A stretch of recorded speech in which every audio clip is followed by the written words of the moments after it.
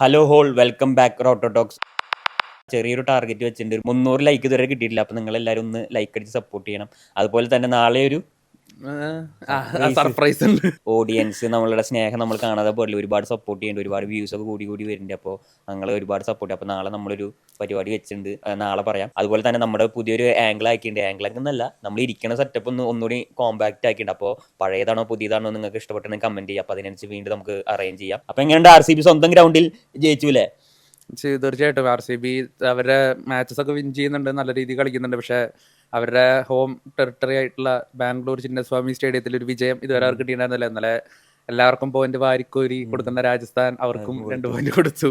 പേടിപ്പിച്ച അവസാനം 18 റൺ പേടിപ്പിക്കുള്ളൂ പറയില്ല, പക്ഷെ കടിക്കില്ല എന്ന് അറിയില്ല, അതുപോലെയാണ്. ഇന്നലെ RCB സ്വന്തം ഗ്രൗണ്ടിൽ ആദ്യം ബാറ്റിംഗ് ആണ് എടുത്ത്.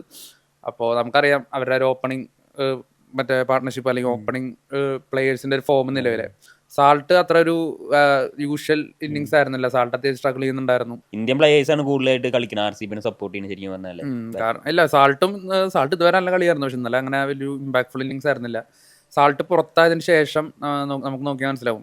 ദേവദത്ത് പടിക്കൽ അദ്ദേഹം മുൻപ് RCBയിലുള്ളപ്പോഴാണ് അദ്ദേഹത്തിന്റെ ഒരു കരിയറിൽ തന്നെ ഒരു ബെസ്റ്റ് ഉള്ളൊരു സീസൺ അദ്ദേഹത്തിന് കിട്ടിയത്. അതിനുശേഷം പിന്നീട് അദ്ദേഹം രാജസ്ഥാനിൽ പോകുന്നു, ലക്നൌവിൽ പോകുന്നു, അവിടെയൊക്കെ ഒരു ശോകം പെർഫോമൻസ് ആയിരുന്നു. പക്ഷെ തിരിച്ച് RCB അദ്ദേഹത്തിനെ വീണ്ടും ടീമിലോട്ട് എത്തിച്ചു. അപ്പോൾ അദ്ദേഹത്തിന്റെ പിക്ക് നല്ലൊരു പിക്കായിട്ട് നമ്മളന്ന് പറഞ്ഞിരുന്നില്ല. പക്ഷെ അദ്ദേഹം RCBയിൽ എത്തിയപ്പോൾ ഫോം ആവുന്ന, അങ്ങനെ RCBയിലോട്ട് വന്ന് പ്ലേയേഴ്സ് ഫോം ആവുന്ന ഒരു അപൂർവ കാഴ്ചകളൊക്കെ ഈ സീസൺ കാണുന്നുണ്ട്. ദേവദത്ത് പടിക്കൽ നല്ല സ്ട്രൈക്ക് റേറ്റിൽ ഇന്നലെ കളിക്കുന്നു. അപ്പോൾ കോഹ്ലിയും ദേവദത്ത് പടിക്കലും കൂടി ഒരു വൻ പാർട്ട്ണർഷിപ്പ് അവിടെ ബിൽഡ് ആവുകയാണ്. അങ്ങനെ അത്യാവശ്യം നല്ലൊരു ഫൈനൽ സ്കോറിലോ ടീം എത്തുകയാണ്. പക്ഷെ ബാക്കി മിഡിൽ ഓർഡറിന് അങ്ങനെ വലിയ കാര്യമായിട്ട് സപ്പോർട്ടൊന്നും വന്നില്ല. സ്റ്റിൽ ജിതേഷ് ശർമ്മയൊക്കെ അവസാനം നല്ലൊരു ഇന്നിങ്സ് ഒക്കെ കളിച്ച് 200 മുകളിലോട്ട് സ്കോർ എത്തിക്കുകയാണ്. പിന്നെ 6 ബൗളേഴ്സിന്റെ കാര്യം എടുത്ത് പറയുമ്പോൾ തുഷാർ ദേശ്പാണ്ഡേനൊക്കെ അവർ ഇപ്പോഴും ബൗളർമാർക്ക് അഡ്വാൻറ്റേജ് ഉള്ള ഗ്രൗണ്ടിൽ പോലും തുഷാർ ദേശ്പാണ്ഡെ ചെണ്ടയാണ്. അപ്പോൾ ഇങ്ങനെ ബാറ്റേഴ്സിന് അഡ്വാൻറ്റേജ് ഉള്ള ഗ്രൗണ്ടിൽ ആകാശ് മതവാളൊക്കെ അവിടെ ഇരിക്കുന്നുണ്ട്, ഡഗ്ഔട്ടിൽ കളി കണ്ടിരിക്കുന്നുണ്ട്. അപ്പോൾ ഒരു കളി അദ്ദേഹത്തിന് ചാൻസ് കൊടുത്ത് നോക്കാൻ എന്തായാലും ഇനി കൊടുക്കുന്നതിൽ തെറ്റില്ല. അപ്പോൾ നല്ല മൊത്തത്തിൽ അങ്ങനെ ഒരു നല്ലൊരു സ്കോർ 205 എന്നുള്ളത് അത്യാവശ്യം നല്ലൊരു സ്കോറാണ്. എസ്പെഷ്യലി ഇപ്പോൾ രാജസ്ഥാന്റെ ടോപ്പ് ഓർഡർ കഴിഞ്ഞ് കഴിഞ്ഞാൽ ശോകമാണെന്ന് എല്ലാവർക്കും അറിയാം. പക്ഷെ ഇന്നലെ ഗംഭീര സ്റ്റാർട്ട് രാജസ്ഥാന്. അതായത് ജയ്സ്വാള് ഒരറ്റത്ത് നിന്ന് ഇങ്ങനെ അടിച്ചു തകർക്കാണ്. അപ്പം വൈഭവ് സൂര്യവംശി അദ്ദേഹം ഭുവനേശ്വർ കുമാർ എന്ന 2 6 ഒക്കെ അടിച്ചു. അതിന് പിറ്റത്തോളം അദ്ദേഹത്തിന്റെ വിക്കറ്റ് എടുത്തു. എന്തായാലും ഒരു കിഡിലൻ സ്റ്റാർട്ട്. കാരണം 205 എന്ന് പറയുന്ന റൺ ചേസ് വേണ്ട ഒരു സാഹചര്യത്തിൽ അതിന്റെ ഒരു ടെമ്പോ സെറ്റ് ചെയ്യുന്ന ഒരു കിഡിലൻ സ്റ്റാർട്ട് തന്നെയാണ് ജയ്സ്വാൾ കൊടുക്കുന്നത്. സഞ്ജു ഇല്ലാത്തതിന്റെ കുറവൊന്നും ഉണ്ടായില്ല ശരിക്കും പറഞ്ഞാൽ. സഞ്ജു ഇല്ലാത്തതിന് കുറവുണ്ട്, അത് പക്ഷേ വിക്കറ്റ് പോയപ്പോഴാണ് അറിഞ്ഞു തുടങ്ങിയെന്ന് മാത്രം. കാരണം 205 എന്നുള്ള ആ ഒരു ടാർഗറ്റിന് വേണ്ടിയിട്ടുള്ള ഒരു കിഡിലൻ സ്റ്റാർട്ട് ചെയ്യാൻ 19 ബോൾ 49 റൺസ്, അത് 250 ബോൾ സ്ട്രൈക്ക് റേറ്റ്. അപ്പോൾ ആ ഒരു കിഡിൽ ഇന്നിങ്സിന്റെ പുറത്ത് ഏകദേശം 8 ഓവറിൽ തന്നെ 100 കിടക്കാണ് രാജസ്ഥാൻ. 8 ഓവറിൽ 100, 11 ഓവറിൽ 110, 12 ഓവറിൽ 130 റൺസ് എത്തി. പിന്നീട് 48 ബോളിൽ നിന്ന് വെറും 76 റൺസ് മാത്രമാണ് വേണ്ടു. അപ്പോൾ നമ്മൾ ആലോചിച്ച് നോക്കി, അത്രയും ഒരു ഈസി ചേസാണ്. 7 വിക്കറ്റ് കയ്യിലുണ്ട്. പിന്നെ അവിടുന്ന് എങ്ങനെ മത്സരം കൊണ്ട് കളയാം, ഇനി എങ്ങനെ തോൽപ്പിക്കുക എന്നുള്ളതാണ് പിന്നീട് രാജസ്ഥാൻ കാണിച്ചത്. അപ്പം ഇന്നലെ സഞ്ജു സാംസൺ ഉണ്ടായില്ല. അദ്ദേഹത്തിന് മൊത്തത്തിലൊരു ശാപം പിടിച്ച സീസൺ. കാരണം ഓൾറെഡി പരിക്കാവുന്നു സീസണ് മുന്നേ തന്നെ. അദ്ദേഹത്തിന് ഫസ്റ്റ് കളികൾ ഇറങ്ങാൻ പറ്റുന്നില്ല, അല്ലെങ്കിൽ ക്യാപ്റ്റൻസി കിട്ടുന്നില്ല. അപ്പോൾ ടീം തോൽക്കുന്നു. പിന്നീട് അദ്ദേഹത്തിന് തിരിച്ചു വന്ന് ഫുൾ ഫിറ്റ് അല്ല അദ്ദേഹം. നമുക്ക് ആ മത്സരം ഒരു പരിക്ക് വന്ന മത്സരം കണ്ടാൽ ഫുള്ളി ഫിറ്റ് അല്ല. അപ്പോൾ അദ്ദേഹത്തിൻ്റെ സ്ഥാനത്ത് ഇപ്പോൾ മിഡിലിൽ വേറെ പ്ലേയേഴ്സ് ഇല്ല, ഇന്ത്യൻ പ്ലേയേഴ്സ് മാത്രമേ ഉള്ളൂ. അവർ ഒന്നും ഫോമല്ല. ഇന്നലെ തന്നെ നിതീഷ് റാണെ ഒക്കെ ഒരു ഷോക്ക് ഇന്നിങ്സ് ആയിരുന്നു കാഴ്ചവെച്ചത്. പിന്നെ ആർക്കും ഒരു സ്ഥിരതയില്ല, ഒരു ലോങ് ഇന്നിങ്സ് കളിക്കുന്നില്ല. അപ്പോൾ ജയ്സ്വാൾ ഒറ്റയ്ക്ക് ആ ടീമിനെ അങ്ങനെ കൊണ്ടുപോകുന്ന ഒരവസ്ഥ. അപ്പോൾ ഇന്നലെ തന്നെ ഒരു 12 ഓവറിൽ 130 ഒക്കെ ഒരു സ്കോർ എത്തിയതിന് ശേഷം പിന്നീട് ജുറൽ വരികയാണ്. ജുറലും ഹെറ്റ്മയറും നമുക്കറിയാം ടീമിലെ ഫിനിഷർ റോളിലെടുത്ത താരങ്ങളാണ്. അപ്പോൾ ഹെറ്റ്മയർ എന്ന് പറയുന്നത് ടീമിലെ ഒരേ ഒരു വിദേശ ബാറ്റർ കൂടിയാണ്. അപ്പോൾ അവർ ഈ സീസൺ മുഴുവൻ ഇവർ ഒരു തരത്തിലുള്ള ഒരു വിന്നിങ് ഇതില്ലാതെ ഇൻറ്റൻറ്റ് ഇല്ലാതെയാണ് കളിക്കുന്നത്. അപ്പോൾ ഇന്നലെ തന്നെ ജുറലിനെ നോക്കിക്കഴിഞ്ഞാൽ ജുറൽ 3 6 3 4 അടിക്കുന്നുണ്ട്. പക്ഷേ 36 ബോളിൽ നിന്നാണ് അദ്ദേഹം 46 റൺസ് എടുക്കുന്നത്. അപ്പോൾ അത്രയധികം ഡോട്ട് ബോൾ എന്നുള്ള അദ്ദേഹം കളിക്കുകയാണ്. അപ്പോൾ അതാണ് ലാസ്റ്റിലോട്ട് വരുമ്പോൾ അത്രയും പ്രഷറായി മാറിയത്.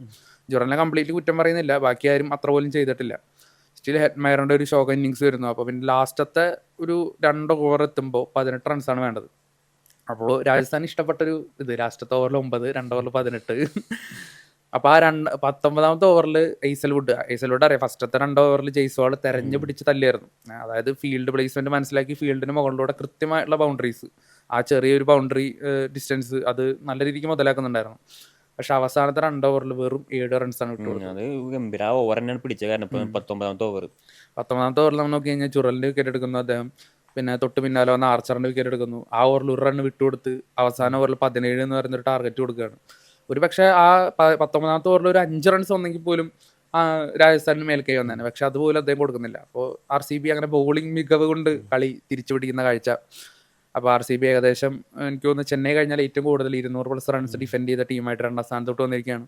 പിന്നെ വിരാട് കോഹ്ലി, അദ്ദേഹം ഒരുപാട് റെക്കോർഡുകൾ. ആളെ 70 റണ്ണോളം എടുത്തു. അപ്പോൾ അദ്ദേഹം 70 റൺ ഏറ്റവും കൂടുതൽ എടുക്കുന്ന പ്ലെയർ ആയിട്ട് അദ്ദേഹം മാറിയിരിക്കുകയാണ്. അതുപോലെ 5 50 സീസണിൽ അദ്ദേഹം അടിച്ചിട്ടുണ്ട്. അപ്പോൾ ഏറ്റവും കൂടുതൽ സീസണുകളിൽ 5 50 അടിക്കുന്ന പ്ലെയർ അതിൽ 2ാം സ്ഥാനത്ത്. വാർണറാണ് ഒന്നാമത്. പോരാതെ ഇന്നലെ ഓറഞ്ച് ക്യാപ്പിൻ്റെ ഇതിൽ അദ്ദേഹം 2ാം സ്ഥാനത്തോട്ട് വന്നു. അപ്പോൾ ആ ഓറഞ്ച് ക്യാപ്പ് ലിസ്റ്റിൽ ഏറ്റവും കുറവ് സ്ട്രൈക്ക് റേറ്റ് വിരാട് കോഹ്ലിക്കാണ്. ഇനി അദ്ദേഹം 2ാം സ്ഥാനത്തുണ്ട്. അതുപോലെ പർപ്പിൾ ക്യാപ്പ് ലിസ്റ്റിൽ ഹെയ്സൽവുഡ് ഏറ്റവും മികച്ച എക്കണോമിയോടുകൂടി ഏറ്റവും കൂടുതൽ വിക്കറ്റ് എടുത്ത ബൗളറായിട്ട് ഹെയ്സൽവുഡ് മാറിയേക്കാണ്. എന്നാൽ ഹെയ്സൽവുഡ് തന്നെയായിരുന്നു ടീമിൻ്റെ പ്ലെയർ ഓഫ് ദ മാച്ച്. അദ്ദേഹം 3 വർഷത്തിന് ശേഷമാണ് IPL ഒരു പ്ലെയർ ഓഫ് ദ മാച്ച് പുരസ്കാരം മേടിക്കുന്നത്. അങ്ങനെ നിരവധി അനവധി റെക്കോർഡുകൾ, കാര്യങ്ങൾ. RCBയുടെ ഒരു കംഫോർട്ട് വിൻ. എന്തായാലും അവർ പ്ലേ ഓഫിന് ഒരു പടി കൂടി അടുത്തു. രാജസ്ഥാൻ അടിവാരത്തോട് കുറച്ചുകൂടി അടുക്കുന്നു. കുറച്ചുകൂടി അടുത്തിട്ട് ചെന്നൈയിനോട് മറികടന്ന അവസ്ഥ വന്നിരിക്കട്ടെ. അപ്പൊ എന്തായാലും ഇന്നത്തോടെ കാര്യത്തോട് തീരുമാനമായത് RRന്റെ ഈ സീസണിലെ പ്രതീക്ഷകളൊക്കെ അവസാനിച്ചു. ഇനിയുള്ളത് എന്താ പറയാ, RCB ഈ ഹോം ഗ്രൗണ്ടിൽ ജയിച്ചൊരു പുതിയൊരു പ്രതീക്ഷ നൽകിയിട്ടുണ്ട് അവർ ആരാധകർക്ക്. അപ്പൊ നമ്മുടെ വീഡിയോനെ പറ്റിയുള്ള അഭിപ്രായങ്ങളും ഇതൊക്കെ ഉണ്ടെങ്കിൽ കമന്റ് ആയിട്ട് ഇടുക. അപ്പൊ നാളത്തെ കാര്യം മറക്കണ്ട, നാളെ കാത്തിരിക്കണം.